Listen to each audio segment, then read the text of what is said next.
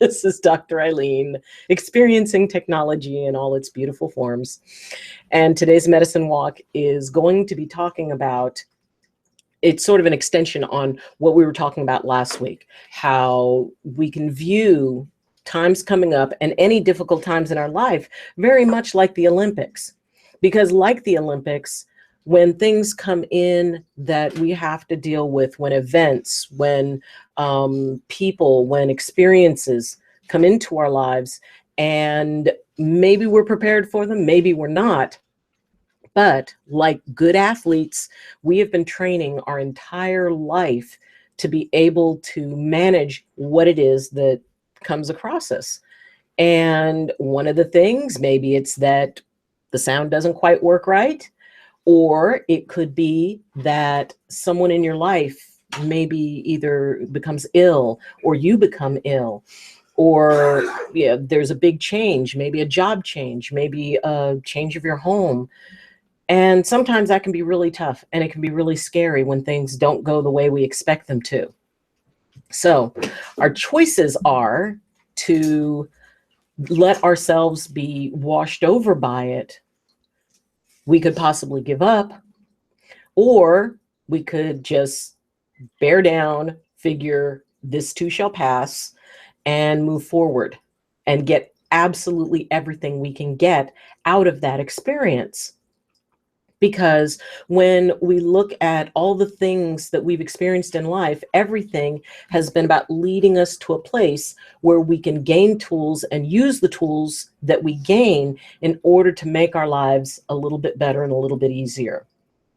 So today's discussion I called, Why Yes, Sometimes It Is All About You.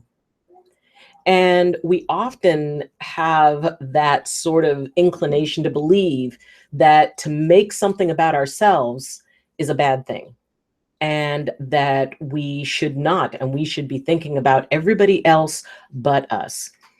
And I can tell you that, as with all things, there's light and there's definite shadow with that. Because part of the human experience is being authentic. Part of it is being our true self. And in that, acknowledging that, you know what? There are times when it is all about me, when what I'm feeling is all about me, when what I'm experiencing is all about me, because there's something for me to learn from it. It is an opportunity to grow. And unfortunately, usually we grow through the things that irritate us the most or that challenge us the most.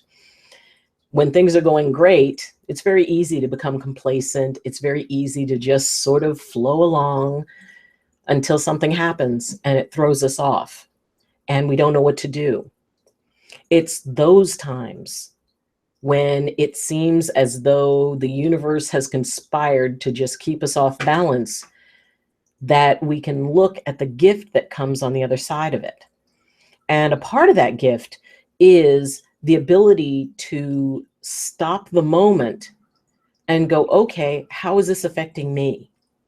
Where am I in this? It's not selfish to do that. If you're dealing with someone in grief and you're wanting to be there for them in a good way, the first thing you need to do is take a look at where you are. What is your space right in that moment? Can you be there for that other person in that good way? Sometimes that's really hard. And one of the things that I learned right when I first started learning about being a practitioner was to understand when I needed to really respect where I was at. And if I was in a situation or in, an energetic space where I could not be there for somebody else, then I shouldn't be. I should not work on someone, or whether it's body work or energetic work, if I'm not in my good space, if I'm not authentic. Yeah, I can say, well, no, I'm good and I can do this and I can do that. And I've seen a lot of practitioners burn themselves out. I've seen a lot of people burn themselves out. Heck, I've burned myself out. And the problem is that we love what we do so much and we want to be there for people so much. And it feels so good to help folks out and to kind of be there and give them that eye of the storm while they work out some really hard stuff. The problem is when you do that a lot, then you stop finding the eye of the storm for yourself. You stop being the person that you need to be that takes care of you. You stop having the ability to realize when you're burning the candles at both ends and you need a break and you need to rest. And I've said it myself many times, oh, I'm fine, I can rest later. You know, these other folks need me, which is absolute ego-driven beings, honestly. I'm not being there for everybody else because I'm putting myself aside. I am doing exactly what I would tell somebody else not to do. Now, number one, I am probably one of the world's worst patients. As most doctors, if they were really being honest, they would admit that they are the world's worst patients. The reason is because we know a little bit too much. It's because we think that we are above what other people experience because we have a much higher knowledge base. And I often see that happen with spiritual people, with healers and teachers, when they reach that place of, you know what, I need to step back. I need to take a look at where I am. How am I feeling today? And the problem is that we get so wrapped up in how other people are feeling, we forget how we are. We put what we need as a lower priority to what others need. And while the motivation behind it is good, it is a trap that once you fall into, it's very difficult to get out of, because then other people get really used to you putting yourself second. Other people get very accustomed to the fact that they can call on you at any time and, you know, you'll drop things, even if it's something that's important to you. And I'm not saying not to be there for people. And I am saying that consider yourself to be one of the people that you should be there for. Realizing that sometimes you do need to be selfish, which is not a bad thing. You need to stop and say, you know what? I would love to be there for you, and right now I can't. And there's this other person who I know who will be able to help you out and be able to assist you in that way. And I will get back with you as soon as I possibly can. That is a perfectly legitimate statement. And yet it can feel wrong when we have people who it's really important to us that they're okay. And yes, it's kind of on a case-by-case basis. And we still need to take care of ourselves. You know, I'm taking off my hat so you know that I'm getting real with you. If you don't take care of yourself, you're not going to be there to take care of others. If you don't make sure that your energy is where it needs to be, then you aren't going to have the energy for others. If you don't take the time to recognize when you are in a downward spiral, and I know what that feels like. I know very well what that feels like. I know what it feels like to be so exhausted that you can barely get up out of the bed. But you do, because other people need you. And yet, maybe the best thing to do is to just lay there and sleep and rest. Sleep is so underrated. Please make sure you're getting sleep.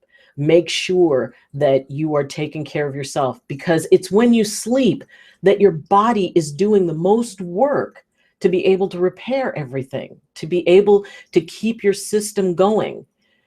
There are millions and millions and millions of functions within your body that are going off every second monitoring your temperature, monitoring your heart rate, monitoring your pH, monitoring everything. Your immune system is going after things that you haven't even felt any symptoms from, but that your body is fighting right now. And the reason that your body is able to fight it is because it's got the ability to do that when you rest, when you take care of yourself, when you eat right, when you don't allow stress levels to get too horribly high. Stress is an unbelievable catalyst for a whole load of things that you really don't want to have to deal with. And the saddest part is that it is to a great deal preventable. If you can catch yourself before you're heading into that place where the stress takes away your ability to choose, because that's what it does. Stress, fatigue, really bad diets, not taking care of yourself, giving yourself very hard stories about why you have to be there for all these other people because obviously they can't make it without you. That's not true. And honestly, if you keep going and pushing yourself without appreciating yourself, without treating yourself the same way you would treat somebody else, they're going to find out what it's like to be without you because you won't be able to be there to help them. You're going to be up to your eyeballs and just trying to get yourself back on your feet. The world moves without us with an amazing ability. And sometimes people actually have a chance to figure some things out for themselves if you can't be there. My whole existence and life, my work, my non-work, everything is about wanting this world to be a better, happier, healthier place than it was before. And I do, my humble part. I help people's bodies get into alignment. I give them information about good practices that will help them feel healthier. I sit and listen to them when maybe they need to talk something out. And I hold that space for them. I work with their energy. And out of all of those things, I know that the most important thing is just that I be fully present with them. And when I'm with somebody, in my mind, that is the only person in the whole wide world. They're that important to me. And I know that if there is something preventing me from being fully present, I can't keep them safe in the way that I normally would. So a big part of being able to make the world better, because I know each and every one of you want that. Everybody wants to be able to help this to be a better, safer, more content, even almost to the point of childlike world where everything is possible and everybody feels safe and nobody's cold or hungry. That would be an amazing world to live in. And the reality is that everything holds light and shadow. There will always be good times, and then the pendulum's going to swing the opposite way and things are going to get challenging. And then it'll swing back and we'll all have fun again. So the trick is being able to navigate as that pendulum swings so that we can be able to ride out those difficult times until it naturally goes back to when it's more relaxing. So how do we do that? How do we take care of ourselves without feeling like we're neglecting anybody? Well, the trick is balance. It's about really listening to your gut. It's about making it about you first, about looking at what can I do? What do I have the energy to do? What do I have the resources to do? And quite honestly, sometimes especially when we're dealing with people, it may be that they're not ready to get help yet. It may be that they want someone to help them feel better, and they're not quite ready to take action to change their circumstances or their situation. Now, does that mean you go, you know what, call me when you're ready to make a change in your life? Maybe. I can't say absolutely not. And you can listen to them, you can hear them out, you can hold that space for them, And at the same time, say, you know what? Do you want this to change? And they may say, well, of course I want it to change. And then they will give every single reason why they can't change it, why they're powerless in the face of it. So pretty much at that point, it's not about what they're going through. It's about them needing to shift within themselves that feeling of powerlessness. And when you spend a lot of time around folks who are in that space, it's very tricky not to fall into that powerlessness themselves. If you're sitting and listening to somebody who is just really going through something bad and they can't really see a way out of it and they don't take any advice, and anything you suggest, there's like, well, no, that won't work, and that won't work, and that won't work. I had someone once who was talking to me about it, and this was, someone who had studied a lot of energetic works and spirituality. And so I was talking to them, and I said, well, what about this? I was like, well, I already know about that. It's like, well, what about this? Well, I already know about that. Well, what about this? Oh, I know about that. And so I just stopped and I said, then why are you talking to me? Why am I in on this? Because you're telling me that you already know about it. The person actually didn't have a good answer. They said, well, I just need help. So we had to figure out what that help meant, because it wasn't about the problem she was having. It was about her ability to feel like she could use her tools. And we all have an amazing number of tools because life teaches us tools every single day. There's always a new opportunity that comes in, and maybe it's okay and maybe it's challenging, but there's always an opportunity to learn. There's always that place where we get challenged, and then we can think, okay, how could I manage this better? What is it that this has given me? What new tool do I have in my toolkit? So when we can look at it from the point of view of what are the new tools that you have, how is it that you can be able to take advantage of that in order to take care of yourself so that you can be there to take care of other people? You can make recommendations on any amount of things as to how somebody else can live their life. It doesn't mean as much if you're not doing it, because we become the best way to demonstrate that those tools work. And do they work perfectly well every time? Well, not so much. Not every time.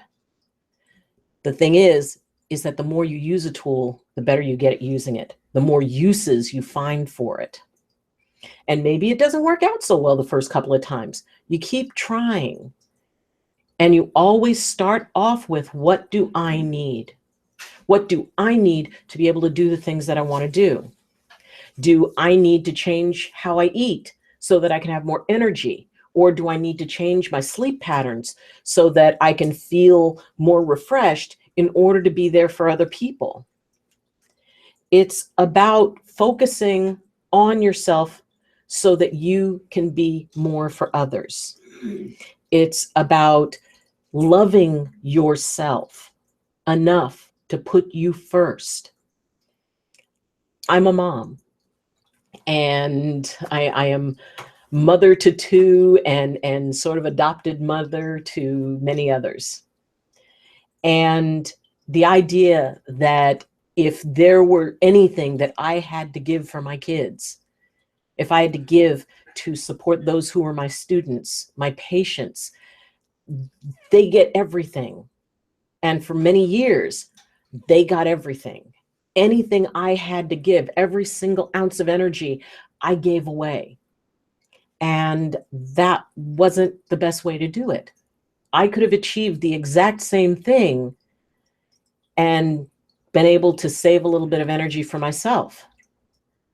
Take it from, I will give every ounce of energy away, to, I will give every ounce of energy that I can spare away.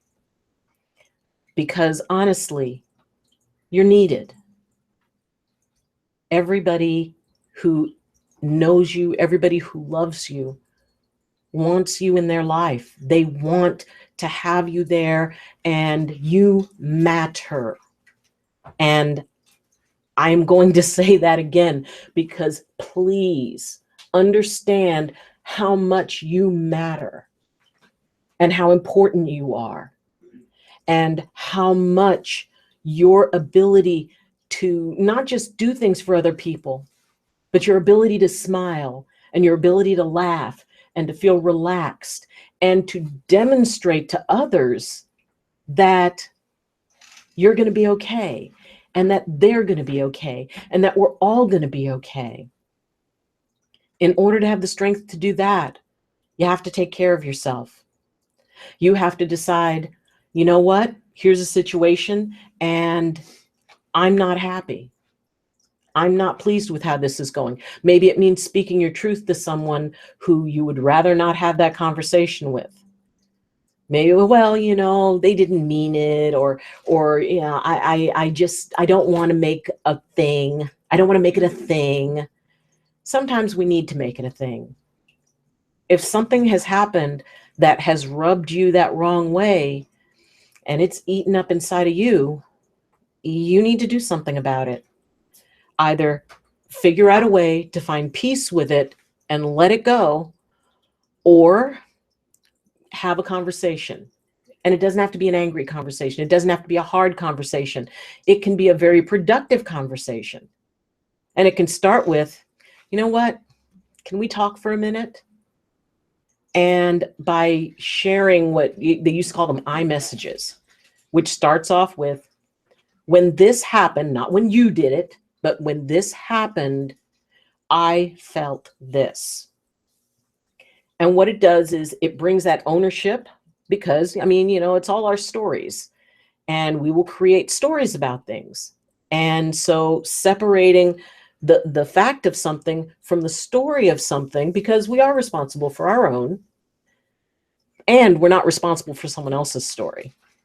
And sometimes people can get very defensive. Well, but, and immediately it goes into that defensive place. And the more energy you bring in at someone, the more defensive they're going to get, the more resistant they're going to get. But by making it something that is not an attack, it's merely, you know what, we need to clarify this, because our relationship is important enough to me that I don't want anything to take away from it. And this has kind of made me sad, or I felt hurt. Can we talk about it? So by allowing yourself to love yourself and appreciate yourself enough to go, you know what? I have no business carrying this yuck up inside me. By saying, you know what? In order for me to put other people first, I have to put myself first. And maybe it's something somebody doesn't want to hear. Maybe somebody gets upset about it.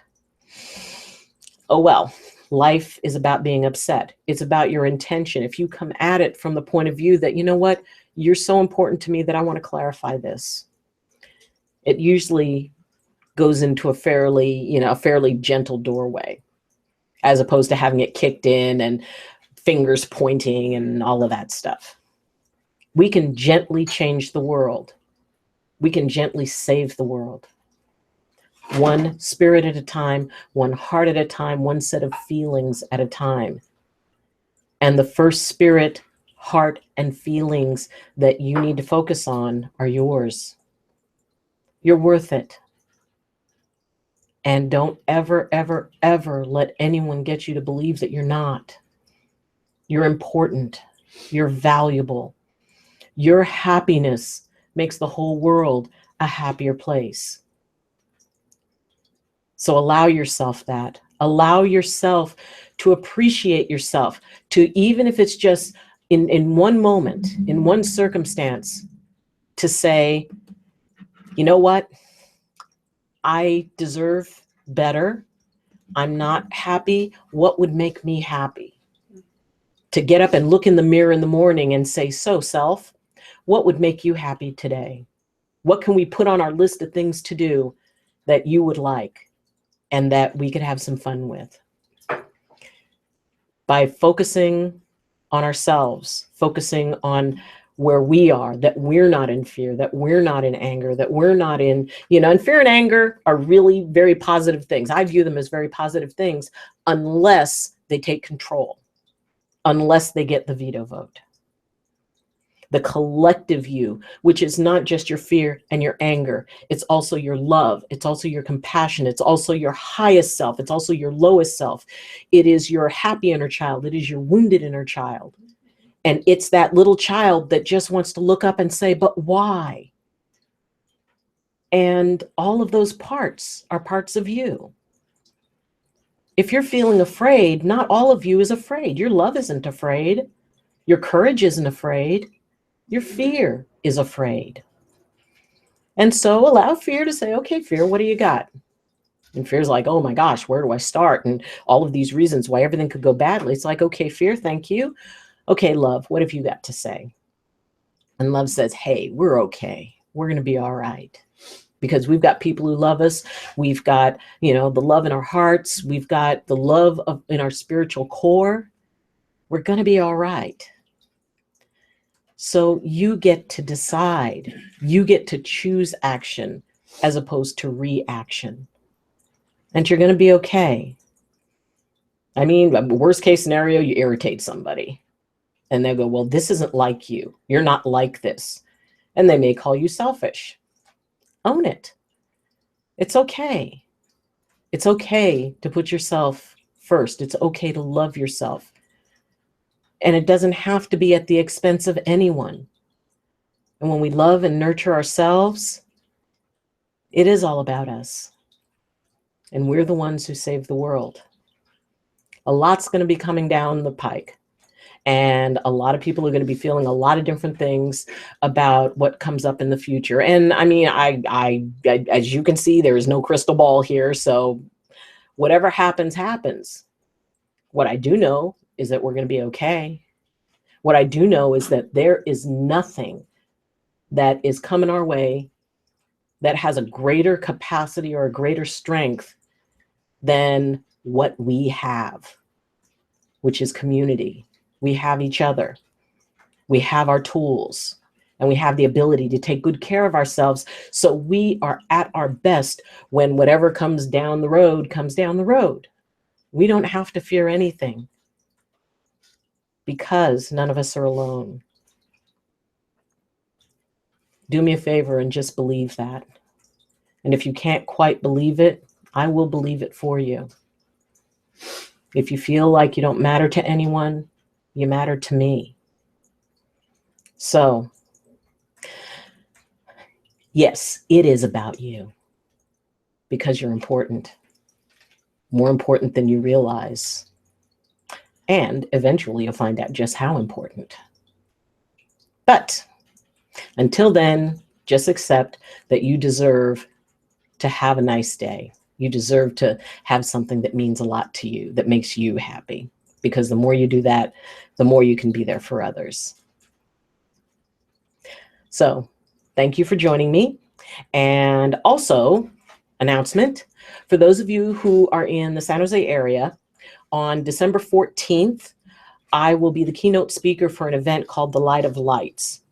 And The Light of Lights is an amazing gathering of people who have lost someone, people who are in grief, but it's not sad.